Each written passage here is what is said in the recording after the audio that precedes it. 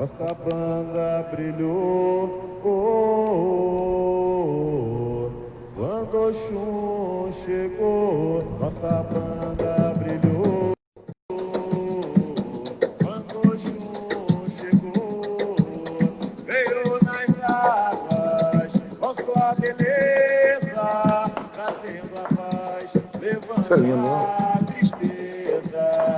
Veio nas águas com sua beleza, trazendo a paz, levando a tristeza. Ora, eu amo Oxum. Ora, eu venho nos valer. Ora, eu amai Oxum. Ora, eu venho nos valer. Nossa banda brilhou. Fica registrado para os irmãos, né? Para quem não assistiu toda a live, quem quiser assistir outras lives, está no YouTube do CCD. CCD Umbanda no YouTube. Veio nas águas com sua beleza, trazendo a paz, levando a tristeza. Veio nas águas.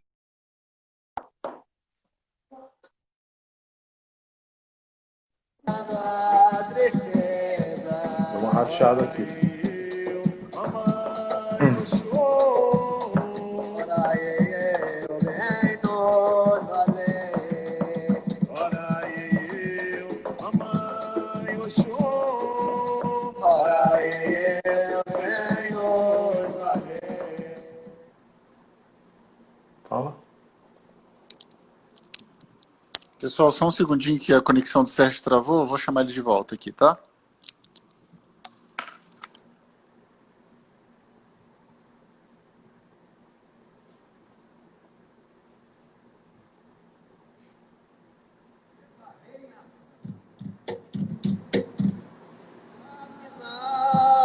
Como brilha no ar. Oi, Nina, como brilha no ar. Ela é olhar a caluga maior. Orixá é quem manda. Ela é a santa e Angola, trabalha não manda. Ela é a santa e Angola, trabalha não manda. Oi, Nina, como brilha no ar. Oi, Nina, como brilha no ar. Ela é olhar a caluga maior. Eita, orixá quem manda. Ela é a santa e Angola,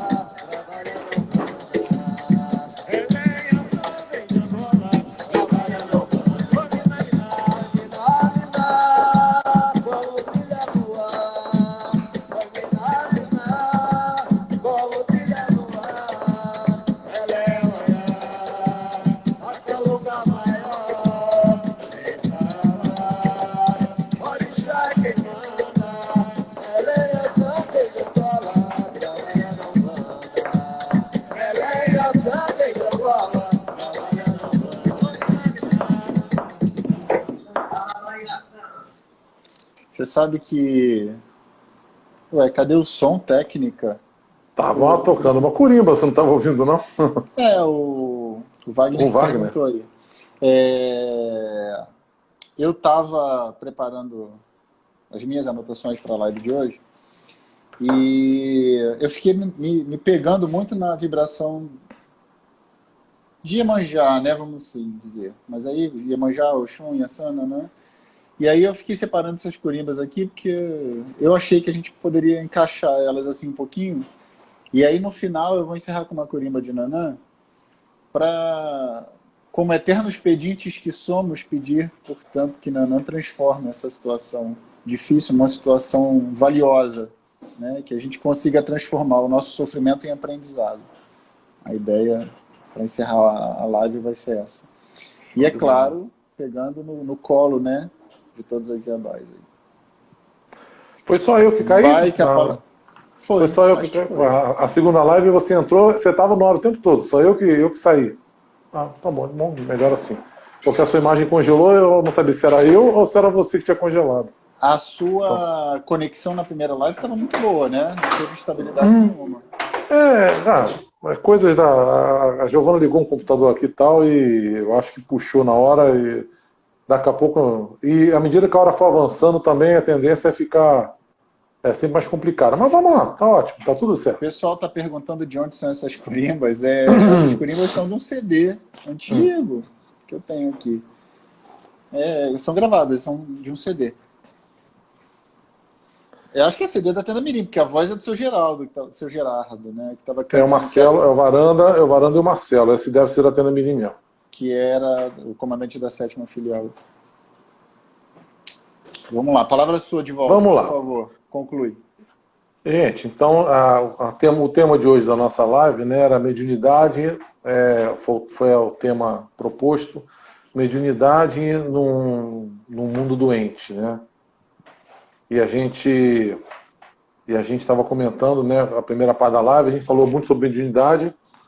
Lembramos, vai começar a live aqui, para quem chegou agora, né, que o mundo doente é muito anterior à pandemia. Nós estamos falando desse mundo louco que nós estamos vivendo, né, nas últimas décadas. Não é uma coisa construída da noite para o dia, tá? E essa pandemia, na verdade, foi só, né, uma evidenciação, uma experiência limite, vamos dizer assim, de algo que está se arrastando há muito tempo. Desculpa. Não é coronavírus, não, né? Não, espero que não. Não. Não há de ser. Não há de ser, né? Porque eu estou com uma tocinha chata. Mas então a gente na primeira parte falou muito da mediunidade. Eu foquei muito na mediunidade, em aspectos da mediunidade, uma pincelada, né? Esse assunto mediunidade bem extenso, tem muitos detalhes, mas uma pincelada filosófica sobre mediunidade. E aí eu deixei para falar agora na segunda parte sobre o mundo doente. A nossa relação com o mundo. Não vou nem falar o que é o mundo doente, porque eu acho que isso é o tipo da coisa que todo mundo... basta abrir a janela, basta sair de casa, basta ligar o celular e ir para a rede social, o mundo doente ele entra na sua casa facinho. Então, não vou nem fazer uma exposição sobre o que é o mundo doente, mas sobre a nossa relação. Né? Não carece. Porque já que a live a nossa relação é mediunidade e o mundo doente, então é a relação nós, médios, pessoas supersensíveis, hipersensíveis, pessoas que têm uma sensibilidade com um plano espiritual que vai além da gente. Nós temos os médios, os espiritualistas, as pessoas são mais sensíveis, respiram ar, aspiram a coisas maiores, e às vezes o mundo é tão pequeno. Então, agora eu vou tratar da relação nossa, espiritualistas, vamos dizer assim, a nossa mediunidade, com esse mundo doente em torno da gente. E eu quero lembrar, né, porque eu até bato muito nessa tecla. Antes de mais nada, nós que escolhemos uma família espiritual, uma tenda para aprender, para crescer, a gente tem que se perguntar, a gente tem que ter uma espiritualidade mais ativa. Eu sempre uso essa expressão, o seu menino nos ensina a ter uma espiritualidade ativa. Ou seja, nós somos frágeis, nós somos uns pobres coitadinhos, tudo e todos podem bater na gente, a gente tem que pedir para Leme, meu pai, não. A gente nos ensinado o valor da ação e da reação. Nós temos que ter uma espiritualidade ativa. Lembrar que a gente não é frágil, a gente não é joguete, a gente não está na mão do feiticeiro, na mão do mandingueiro. Fortalece a tua fé, fortalece a tua vibração, tem uma espiritualidade mais ativa. A nossa espiritualidade ela é vivida com a nossa atitude perante o divino e com as ações que nos levam, as ações afirmativas e positivas que nos são conclamadas, chamadas pelos guias espirituais, pela egrégora da casa que a gente escolhe caminhar, para que a gente, definitivamente, a gente assuma responsabilidades perante a nossa paz espiritual, nossa paz na nossa alma. Então a gente deixa de ser esse joguete. E a relação com o nosso mundo tem muito a ver com isso. Eu encontrei uma frasezinha, acho que é um dito popular, que me resume um pouco esse sentimento. Navios não afundam por causa da água ao redor deles. Navios afundam por causa da água dentro deles. Não deixe o que está acontecendo em torno de você invadir o seu interior e afundá-lo. Eu acho que esse dito popular ele tem muito a ver com essa vibe que eu estou tentando dizer aqui. E vou completar com o mestre, né, com uma citação de Mirim que diz: não mantenha convivência com pessoas más, invejosas, maledicentes, etc. Isso é importante para o equilíbrio da sua aura, dos seus próprios pensamentos. Tolerar a ignorância não é partilhar dela. Essa frase final tá ótima. Tolerar, isso é muito os dias de hoje. Como diz o Márcio, seu Mirim, ele é muito atual. Tolerar a ignorância não é partilhar delas.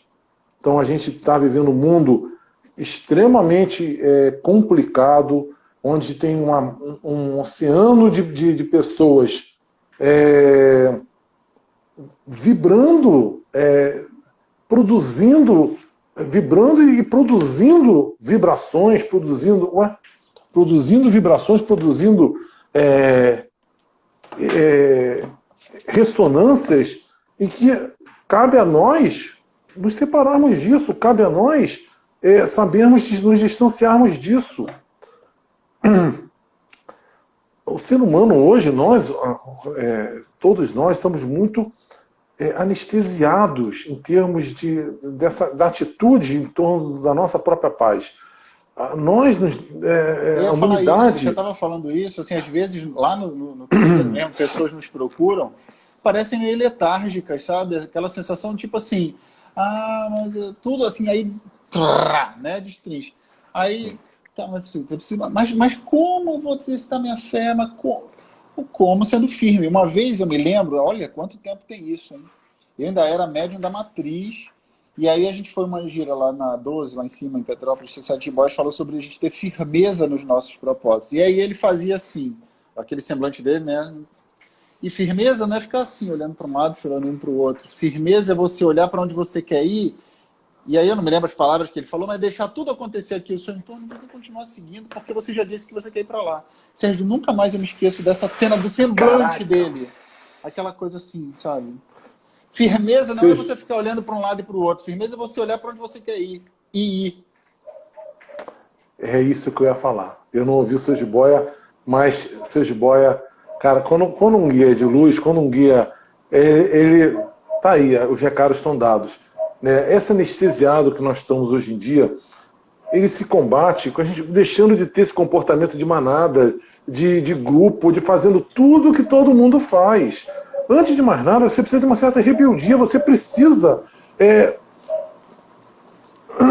Desculpa. Você precisa de uma rebeldia, e seu Mirim dizia, eu não tenho isso anotado aqui, mas ele falava, por que você não usa a rebeldia da paciência? Chegava a ser engraçado, porque a gente pensa em rebeldia, pensa aquele que chuta o balde. E ele falava, na sabedoria oriental dele, falava na rebeldia da paciência, usando a paciência, porque o mundo todo quer correr, o mundo todo quer chegar, o mundo todo tem pressa de chegar, como nós já falamos na primeira live, chegar a algum lugar e não vai chegar a lugar nenhum. Fincar uma bandeira numa montanha e dizer, é isso? Entendeu? Essa pressa de conquistar alguma coisa exterior, sempre tem uma noção geográfica que vai chegar a algum lugar, vai chegar numa formação de terreiro lá na frente, né? Vai ser para poder olhar para trás e dizer, quantos estão depois de mim? Aquele que começou comigo está lá atrás ainda. Entendeu? Vai chegar onde? Pressa de chegar. Seja rebelde com a sua disciplina, com a sua paciência. Porque se é para ser rebelde, seja contrário de todo mundo. Hoje em dia todo mundo tem pressa, todo mundo quer chegar. Isso pode valer na sua vida profissional, isso pode valer, não estou dizendo para você ficar sentado embaixo de uma árvore esperando a iluminação. Não estou falando do ponto de vista... A busca da luz é ativa, não é?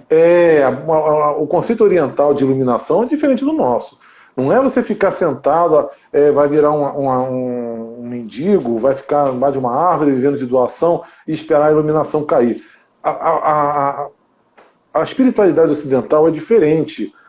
Nós ocidentais somos diferentes e a gente tem essa vibe de buscar. Então vai buscar. Tenha coragem, a coragem de andar no seu passo, a coragem de buscar o seu autoconhecimento. Você precisa buscar conhecer. Volta àquela história, se você está numa tenda de Umbanda, vamos botar na Umbanda, tem coragem de se conhecer. Não joga tudo, não mistura tudo no mundo da entidade e você não sabe o que é você, o que é espiritualidade, o que é entidade. Cara, define claramente o que é divino, o que é você. E quando você identificar o que é você, caraca, mas isso aqui tá ruim, isso tem de melhorar, isso tá deixando a desejar, isso tá legal, pô, isso aqui eu gosto de mim, isso aqui tá bacana, pô, legal. Autoconhecimento, né, certo? Isso vai trazer a paz interior que a gente precisa, né? Autoconhecimento.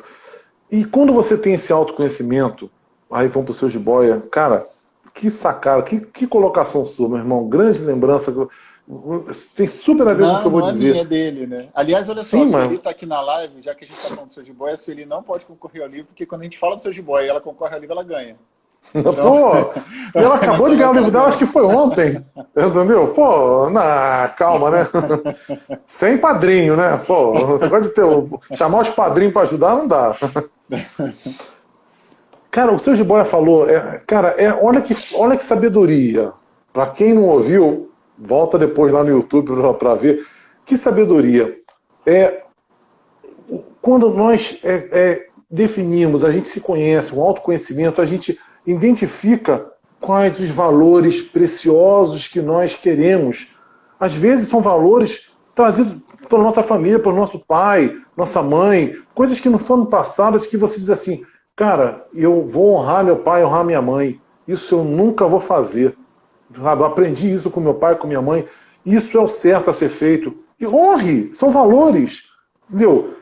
Outros valores a gente aprende realmente estudando, aprende com grupos que a gente convive, aprende estando antenado e trazendo os valores, nós trazemos para o coração. Traga os melhores valores para perto de você. Sabe? Queira viver com esses valores perto de você. Com essas virtudes. Busque os melhores valores e melhores virtudes. Tenha bem definido o seu ideal de vida. Esse ideal para você tem que ser o seu referencial. E é isso que o seu jiboia quis dizer. Quando você tem um ideal definido, um ideal de bondade, um ideal de construção de vida, um ideal de pessoa que você quer ser, quando você tem claramente definido o seu ideal, isso te dá uma direção, te dá um norte. É o que o seu jiboia falou. Pode estar uma zoeira em volta de você, pode o mundo doente estar perturbado em volta de você, mas se você tem definido claramente o seu ideal, esse ideal vai servir de norte e de direção. É naquela luz, na direção daquela luz, daquele ideal que eu vou caminhar. Ela vai ser a sua estrela que vai te guiar, os seus ideais. É assim que que o médium não sucumbe nesse mundo. É assim que a água não invade o navio, porque você tem um ideal, e eu falo da espiritualidade ativa.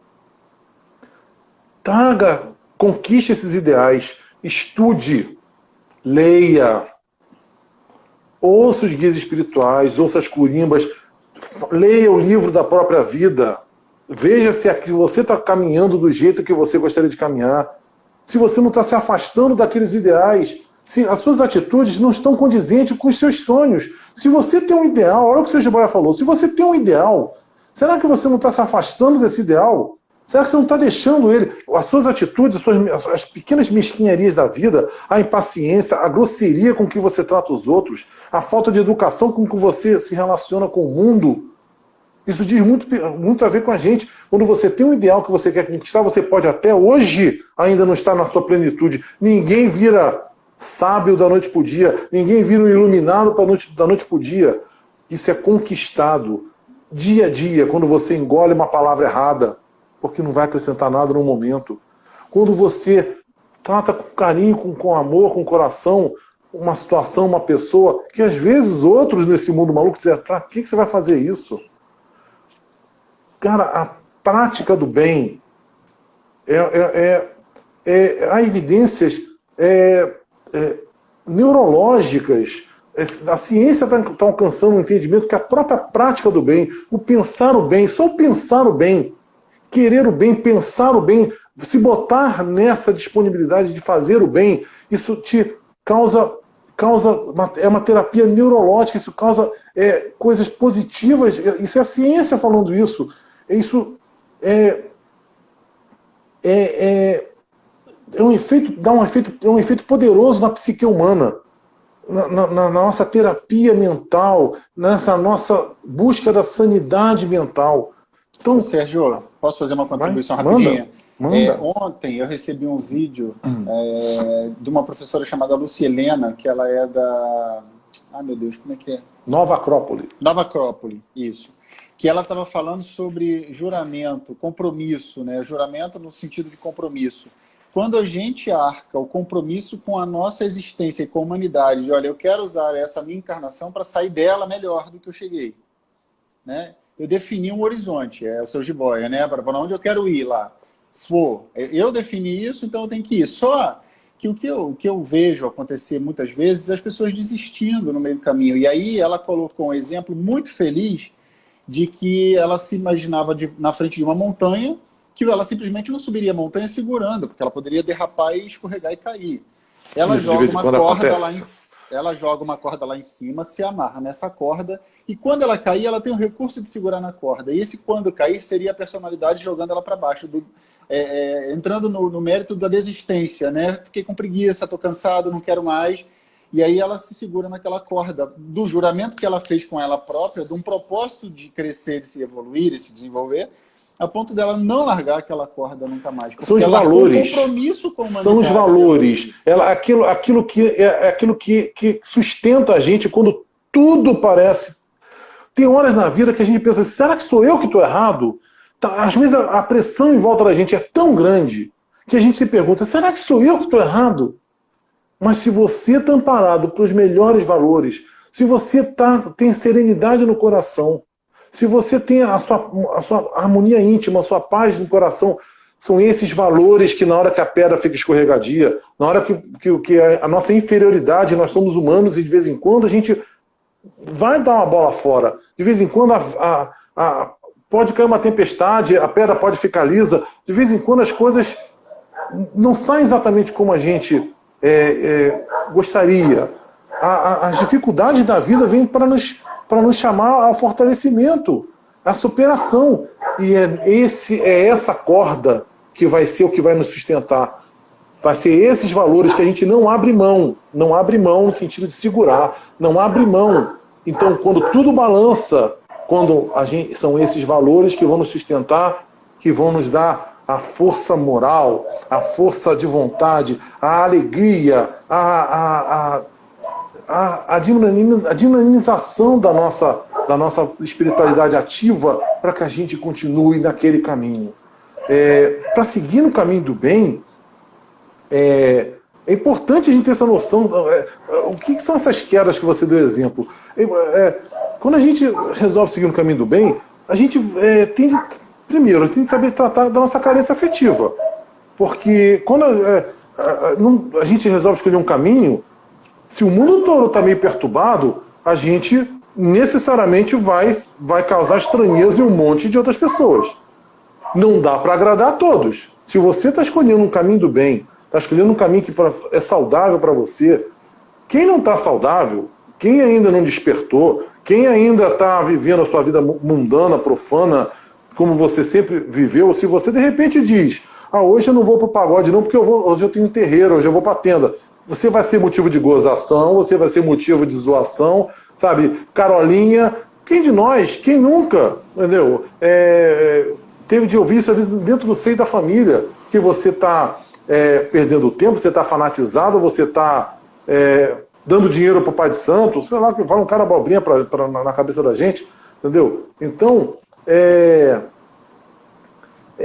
isso que é importante, a gente ter essa noção de cuidar da nossa carência afetiva. A gente não pode ter uma carência afetiva ao ponto de que a opinião de quem ainda não acordou, de quem ainda está num estado de confusão mental, te afete. Você tem que ter uma serenidade no coração preso aos seus valores, como você disse, para você continuar o seu caminho, porque senão você vai toda hora vai se distrair. Ser do bem, escolher um novo caminho, vai te trazer alguma dor. Vai ter em algum momento que você vai ter de deixar o velho para trás. Espiritualidade é transformação, é renovação. Então, em algum momento, o velho vai ficar para trás. O cara que ficava no pagode vai dizer assim, pô, o Sérgio não é mais o mesmo. Vai ter alguém que nas suas costas vai dizer, pô, esse cara não é mais o mesmo. Não é mais o mesmo. Mas não é mais o mesmo porque você... que bom. Se isso está fazendo bem para você, de repente, sabe, isso está te trazendo alegria. Que bom. Bom para você. Você não pode querer acender uma vela para Deus, uma para o diabo, vamos dizer assim. Se você escolher um caminho, se firma nesse caminho. Olha o que o seu Jiboia falou. Olha o seu ideal. Siga no seu passo, siga no seu caminho. Independente da opinião. Não fique tão carente afetivamente que o outro vai olhar feio para você, que você vai ser um incompreendido. Aquele que desperta da Matrix é um incompreendido, entendeu? Ele escolheu seguir um caminho, escolheu sair da zona de conforto, como disse a nossa irmã ali, e isso vai incomodar, não tenha dúvida, vai incomodar aqueles que ficaram. Não tenha dúvida disso. E sem querer jogar a culpa na espiritualidade, até porque aqueles que ficaram podem estar mal acompanhados lá e querendo te segurar também ali, ser teu âncora, né? Eu acho que eu ouvi da professora, a mesma professora Maria Helena que você citou, uma afirmação platônica, Lúcia Helena.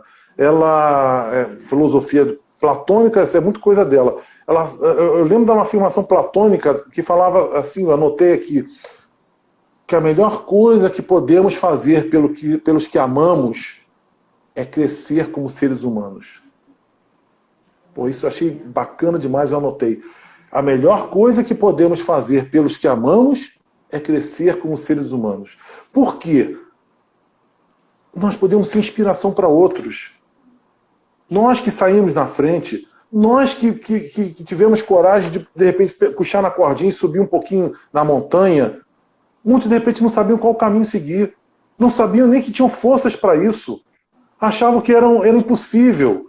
E que o exemplo daquela pessoa, o seu exemplo, foi motivador para outros saírem também daquele estado de coisas. Eu vou falar até um exemplo pessoal, que não está anotado aqui não, mas um exemplo meu pessoal que se encaixa nisso aqui. Eu trabalhava no fórum, tinha um emprego, um contrato, era uma coisa bem feijão com arroz. E aqui no interior. E tinha uma colega, aqui no interior também, moradora aqui de Rio Claro, né, estudou em escola pública a vida inteira, uma pessoa muito simples, mas que vivia naqueles tempos de jornal impresso, ainda de folha dirigida. Ela vivia na salinha dela, ela também era uma moça simplesinha, com óculos de fundo de garrafa, e vivia com folha dirigida estudando para concurso. Vivia estudando para concurso, a gente zoava com ela, não saía da sala dela para quase nada, não socializava quase nada. Ela era nativa aqui de Rio Claro, uma pessoa que estudou em escola pública, não teve padrinho, nunca teve... E eu também estudando para concurso na minha sala, lá no meu canto, e eu não passava fazendo concurso há uns, sei lá, 18 anos atrás. Ela passou. Quando ela passou no concurso, eu estava desistindo. Eu olhava a relação dos classificados, eu pensava assim, pô, só vi uns sobrenomes assim de juiz, uns sobrenomes de gente bacana na esfera do judiciário, quando eu trabalho. Eu falava assim, esses concursos tem só peixada, só peixe. Só quem... Tem alguma sacanagem nisso aí. Isso aí... Tentou tirar do ombro. Jogava para o outro, não era porque eu estava estudando pouco, ou estudando errado, entendeu? Era porque tinha alguma sacanagem. Cara, eu precisei, como você disse, dar um tapa na cara, eu precisei ver aquela menina, criada no interior do estado, numa cidade pequena, que estudou em escola pública, que nem eu, a vida inteira, para poder se tocar assim, e dizer assim, cara, se ela passou, eu também posso passar. Não desmerecendo ela, gente. Não é diminuir a pessoa, mas ela me provou que o esforço dá resultado. Eu estava desistindo. No concurso que ela passou, eu não passei. Eu só vim passar no concurso seguinte, 2, 3 anos depois, no concurso seguinte para o tribunal que eu trabalho, eu passei. Ela passou primeiro. Mas o fato dela ter passado, ser uma pessoa de carne e osso, uma pessoa, gente como a gente, não era um ser, iluminado, de repente teve as melhores oportunidades, escolas particulares, cursinhos, sei lá o quê. Quando a gente começa a fracassar, a gente começa a achar que os outros têm mais oportunidades, os outros são melhores. Se eu tivesse aquela oportunidade, é o que você fala, a gente vai dar um jeito de arrumar as coisas para poder confortar o nosso ego. Eu precisei ver uma pessoa de carne e osso sair daquela condição, ascender socialmente através do esforço dela, do estudo dela, ela sair daquela condição para que eu tivesse assim, cara, é possível. E ela me inspirou, eu já falei isso para ela, eu tive a oportunidade de falar isso para ela mais de uma vez. Ela me inspirou a estudar mais, a me dedicar mais, a deixar de lado o chororô, o mimimi, fazer mais, dar mais de mim. E no concurso seguinte eu passei. Então, eu sou grato a ela que me inspirou, que saiu da zona de conforto, deu pelo esforço dela e conseguiu chegar a algum lugar. Isso tem muito a ver com o que eu acabei de falar, com essa afirmação platônica, né? Que a melhor coisa que a gente pode fazer pelos que amamos é crescer como seres humanos. Então, não tenha coragem, não tenha vergonha, não tenha medo de ser umbandista, de ser espiritualista, de ser do bem. Hoje em dia a gente chega a ter vergonha de ser do bem, gente. Não tenha vergonha de ser do bem. Não tenha vergonha de dizer, opa, alto lá, isso está errado. Isso não é legal. Mas não é legal porque é a bandeira de A ou a bandeira de B. Esquece a polarização. O certo e errado não está na polarização. Está certo porque são seus valores. Seus valores dizem assim, chutar um cachorro na rua está errado. Maltratar o bichinho está errado. Sob qualquer circunstância eu não vou aceitar. É um valor que, para mim, o trato com uma criança, o trato com um idoso, o trato das autoridades com o cidadão, cara, seja o que for, valores são certos porque são certos. Porque você tem isso dentro de você, aquilo ecoa dentro de você. Independente das bandeiras, valores não têm cor. Os valores são universais, eles transcendem o tempo que nós vivemos. Eles são valores da humanidade e são ancestrais. Chegaram até nós hoje e nos formou as pessoas que nós somos, sabe? Porque são ancestrais. E para arrematar, uma coisa que quase na hora de começar a live eu me lembrei, anotei aqui uma frasezinha, sobre caminhar, sobre sair da zona de conforto, sobre caminhar no... Valores são inegociáveis, exatamente, com você, inegociáveis com você. E quando a gente caminha, que a gente começa nesse caminho do bem, esse exercício que para a gente vai ser muito bom, exercitar as melhores virtudes, despertar as melhores virtudes na gente, a gente vai viver, isso eu me dizia, naquelas 3 fases do médium. Então, quando você descobre o caminho, tudo é empolgação. Um caminho novo que se abre, é a recepção na tenda, aqueles sorrisos, o guia que te abraça, o caboclo que te abraça, o tambor, a música. Você tá que é só empolgação. Mas depois, a cara feia, olha o que eu estou te falando de quando você escolhe o caminho do bem, o mundo reage ao seu redor. E não necessariamente vai reagir bem. Não necessariamente quem está em volta de você, às vezes pessoas queridas suas. O Márcio uma vez comentou isso, como às vezes o golpe vem de quem a gente ama, de quem está na mesma casa com a gente, mas que ainda não compreendeu o seu caminho. Às vezes o choque de vibratório vem de quem menos a gente espera. A gente toma pancada de quem menos a gente espera. Porque a gente parece que causa um tipo de reação, como se fosse um acordo tácito de todos têm de ficar na mediocridade. Todos estamos aqui na lama. Quem é você para buscar algo melhor? Quem é você para querer se encontrar Deus? Deus aqui em casa, que Deus é lá. Deus aqui, esse quadro na parede aqui, entendeu? E morre ali. Quem é você para buscar um valor mais elevado? Vir falar para mim que isso é certo, que é errado, não sei o quê. Para mim aqui assim, vai ser sempre assim. O nosso exemplo às vezes incomoda. E é esse incômodo, essa cara feia, esse distanciamento que às vezes até as pessoas tomam da gente, aquela falação quando a gente deixa o pagode, o pessoal, vai Carolinha, vai macumbeiro, vai... Isso às vezes causa o desânimo. A segunda fase que o seu Mirim cita, vem o desânimo, porque você tem de superar um certo desafio, um certo atrito. Remar contra a maré de verdade, né, Sérgio? Remar contra a maré de verdade. É preciso o seu esforço de verdade. o seu esforço, a dor, o atrito gera crescimento. É pelo atrito, a gente tem que deixar de ser tão anestesiada e tudo a gente busca uma solução, um remedinho para sanar a nossa dor. A dor nos faz refletir e nos faz decidir. E é nesse momento que a gente precisa decidir. E aí lembro novamente do seu Jiboia, quando está tudo em volta, um turbilhão, onde você quer chegar? Onde que estão seus valores? Onde que estão seus ideais? Fica fechado com seus ideais. Fecha com teus ideais. E aí você vai passar para a terceira fase, porque a espiritualidade só faz brotar cada vez mais em você, e aí você vem para a terceira fase, que é a confirmação. Quando você tem certeza que você não quer outra coisa a não ser Umbanda, você não quer outra coisa a não ser a sua roupa branca, você não quer outra coisa a não ser do bem. Não te interessa mais as coisas pequenas, a mesquinharia. Eu acho que é isso. E você não quer ir mais para o terreiro só para ser feliz, você não quer ir para o terreiro só para conseguir um emprego, você não quer ir para o terreiro só para alguma coisa, você quer ir para o terreiro porque você sabe que você tem que ir. Você quer fazer o bem, você quer fazer o bem, você quer somar, você sabe que você vai estar fazendo, e não tem feedback, ninguém está esperando medalha, mas você sabe que a sua presença ali, seja como, e eu sempre exemplifico isso, seja cambonando, seja dando bom dia, boa tarde para quem chega, aqueles colaboradores, seja cambonando, seja no banco, seja dando condição, se você já tem mais maturidade para isso, condição de um guia espiritual trabalhar com você, seja da forma que for, fazendo bem, se doando.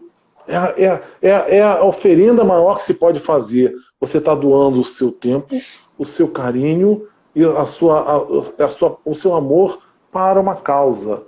Lembra do seu Jiboia? Para a causa. Você não está doando nem para a tenda, gente. Aí que muitas pessoas confundem a espiritualidade com a instituição. Religião, você tem de ter, antes de mais nada, antes de você entender e querer julgar o comandante, você tem de primeiro se fechar em valores. Você está fazendo bem. Antes de querer apontar o dedo e dizer, esse comandante está fazendo errado. Olha, ele cantou Sacurimba primeiro. Mas qual que é? Aqui é a nossa escola, isso tem que cantar depois. Aí você começa a querer apontar o dedinho. Não aponta dedinho, não. Primeiro, fecha nos valores. Porque é nisso que vai te fazer sair de casa. São os valores. A certeza de estar fazendo uma coisa bonita, de estar contribuindo para quem vem, a assistência que vem, para as pessoas que são fisicamente, emocionalmente, os encarnados debilitados, para os feridos da alma que vêm nos trabalhos de socorro do banco. Para você mesmo, que você volta para casa renovado. Não tira o seu da reta, não. Não acha que você é santinho, que você só está doando. Cara, primeiro que recebe somos nós. Primeiro que a energia boa, a vibração boa que passa por você, cara, aquilo vai ficar em você. Você não vai sair arriado, não vai sair debilitado, você não vai sair, levar um pedaço de mim. Não tem negócio de levar um pedaço seu, não. Pelo contrário. Acho que fica a porção boa que fica contigo, entendeu? Em cada suorzinho seu que você deixa no terreiro, a parte boa fica contigo. O suor, a água salgada, vai embora. A parte boa, a luz, a paz no espírito, você leva para casa. Acho que isso que você tem que ter em mente. Entendeu? E aí você, por gratidão, você continua fechado com a tua tenda. Por gratidão, aí vem a gratidão. Primeiro você recebe, depois você vem pensar assim, caraca, olha para um lado, olha para o outro. Quanta gente está se dedicando aqui, eu achando que eu estou fazendo grandes coisas. Você não sabe a vida de cada um. Às vezes você vai no seu carrinho com ar-condicionado, estaciona ali, vai para sua tenda, feliz da vida. Você não sabe que tem gente que saiu 5 da manhã de casa para trabalhar, fez num ônibus apinhado num ônibus, num trem, foi para o trabalho, saiu dali, carregando no dia do trabalho uma mochilinha nas costas, sai dali, vai pegar outra condução lotada, vai lá para o terreiro, uns nem conseguem, tadinhos, tomar um banho, mas se preparar para a sessão, dar o melhor de si numa sessão, e depois vai pegar, sabe lá quantas conduções, vai chegar tarde à noite em casa, um dia puxadíssimo, e você vai achar que você está fazendo grandes coisas só porque está indo na tenda? Cara, então, a gente falou aqui de grau e de evolução. Cada um dê de coração. Faça porque é o certo. Não porque tem ninguém olhando. Não porque você vai ganhar uma medalha. Aí sim você vai estar aprendendo alguma coisa na espiritualidade. Aí sim, talvez você esteja evoluindo alguma coisinha, entendeu? Aí dentro. A Carla estava falando ali agora que falta em algumas casas o estudo, o esclarecimento para as pessoas mais novas.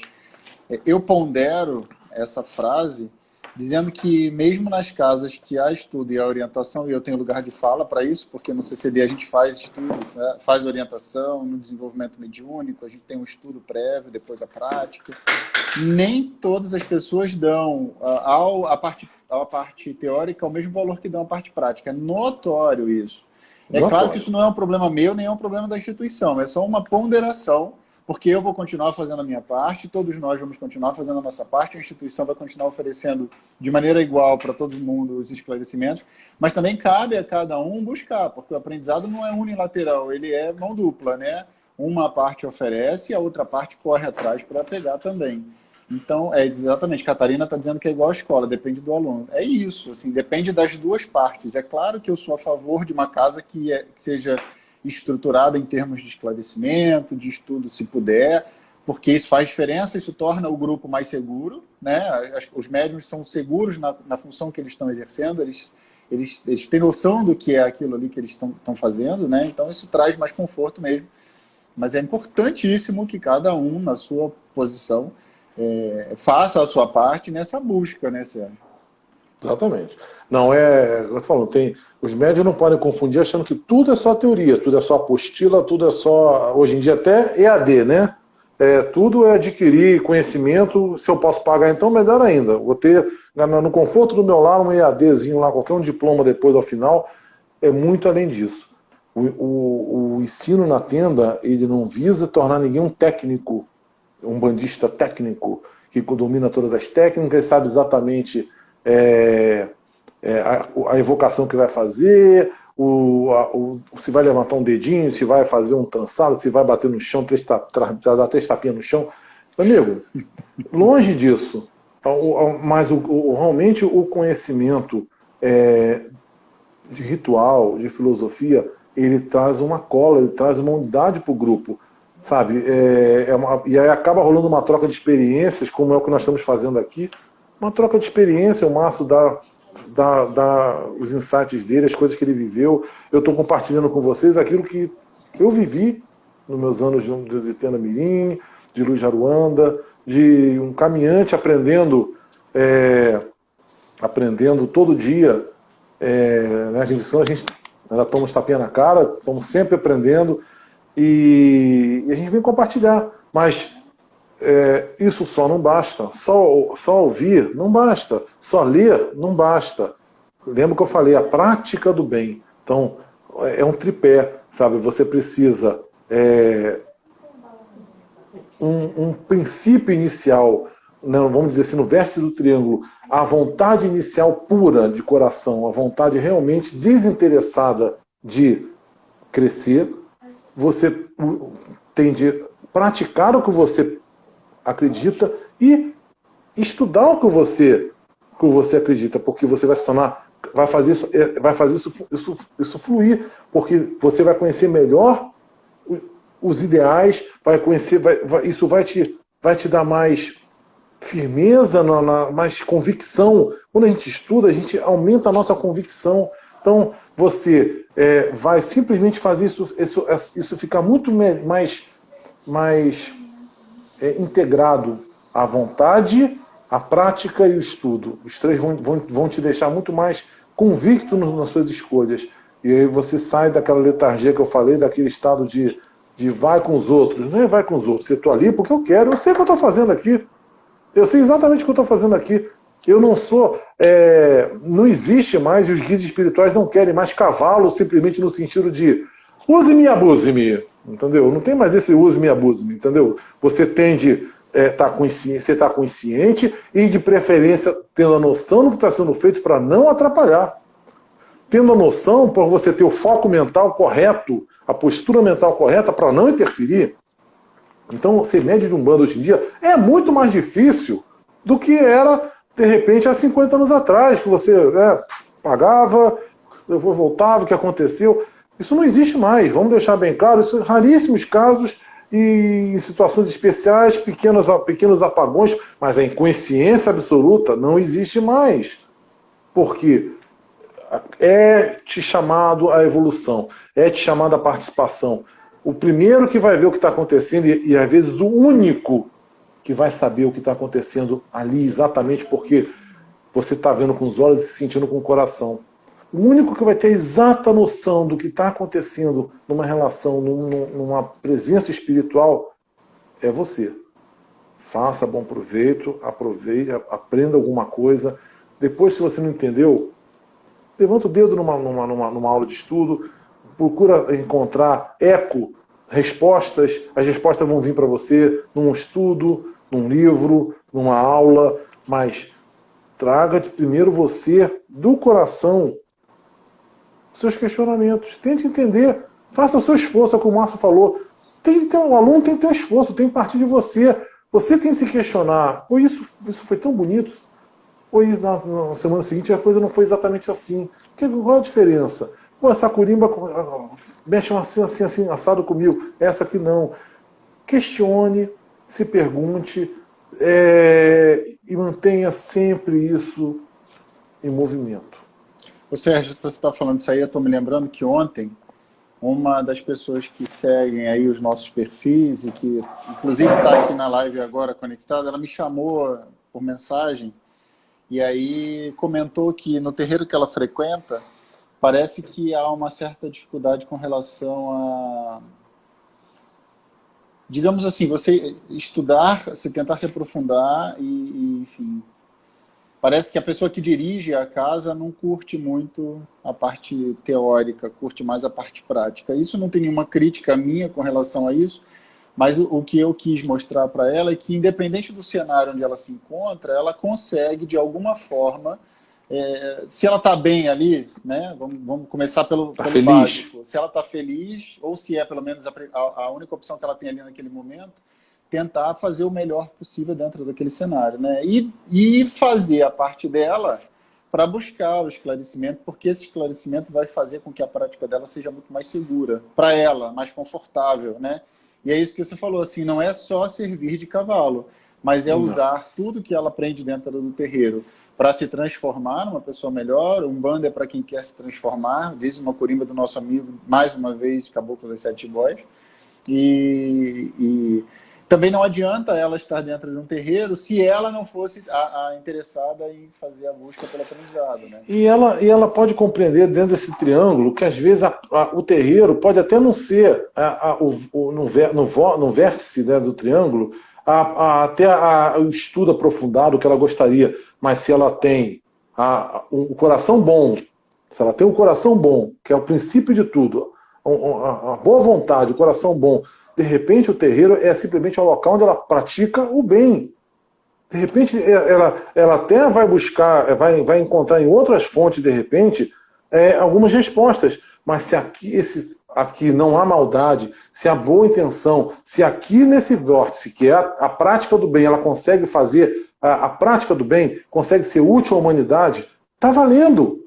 Tá valendo. Entendeu? Mesmo que o conhecimento seja mais restrito ao ritual, ela quer algo mais, e ela, durante um tempo, enquanto isso estiver legal para ela, ela absorve um conhecimento teórico em outra fonte, mas está valendo, porque não pode ser só isso, não pode ser só. Se você ficar só aqui, você não sai do lugar. Vontade só não bota a mesa.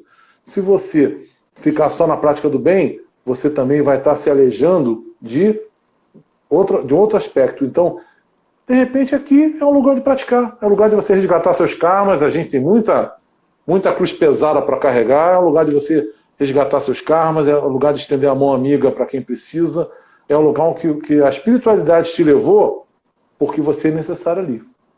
Entendeu? Então, tudo tem uma razão de ser. Você pode, enquanto você estiver feliz, como eu disse, enquanto você estiver sentindo que você está fazendo parte de algo maior, está valendo, está ótimo.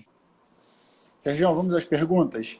Vamos, até para a gente ficar só nessa hora. Senão não vai dar tempo. Não, tem que dar. Pois é. Uma pessoa perguntou na primeira live, que não está mais conectada agora, acho que ele desistiu, porque ele não viu que a gente respondeu a pergunta na primeira live, mas todos a gente vai responder para quem ficou. Vamos lá. Ué, não é? Claro. Não, às vezes a pessoa tem outro compromisso, estou de brincadeira aqui. Sim. Não é nada. ele perguntou se a gente conhece alguém que já chegou no terreiro de primeira dizendo assim, eu estou entrando para a Umbanda porque eu quero ser uma pessoa melhor. Pô. Olha, se a pessoa tiver coragem de falar isso, já vai soar estranho. A pessoa vai passar assim, uma humildade, né?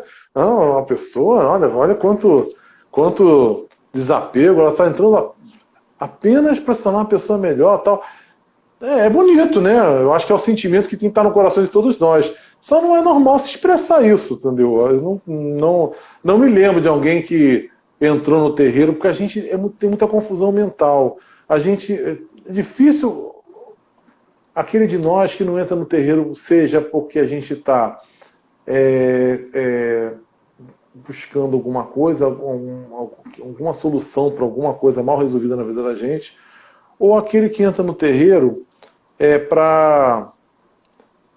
com os motivos errados, né?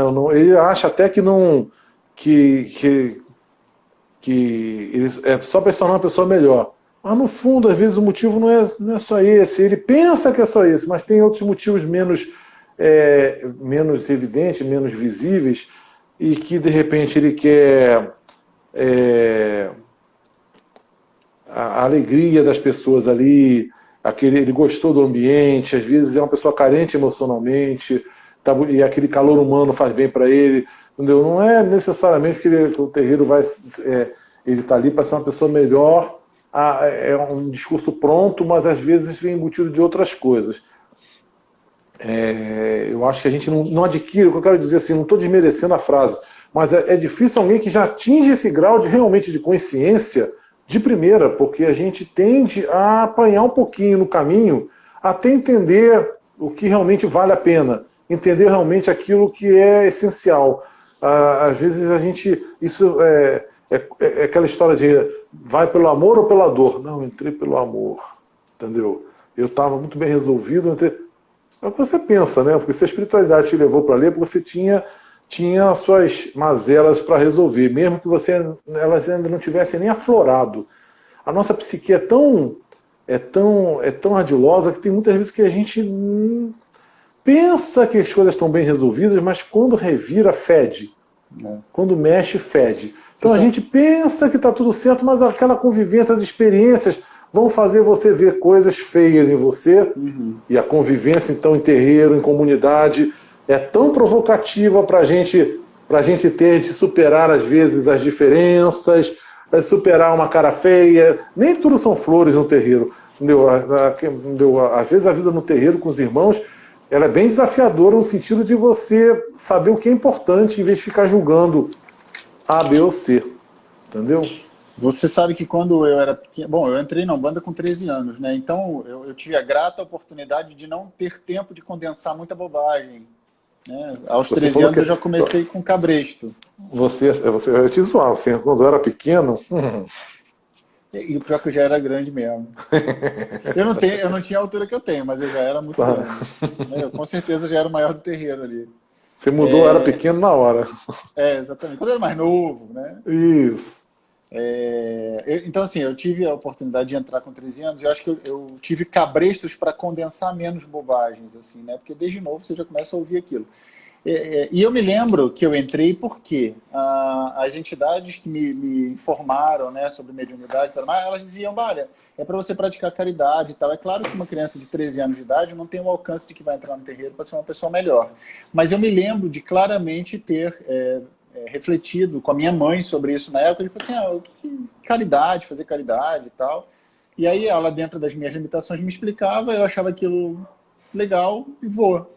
Foi uma coisa meio ingênua até, eu acho. Assim, sim, eu também. Né? Também entrei com essa idade.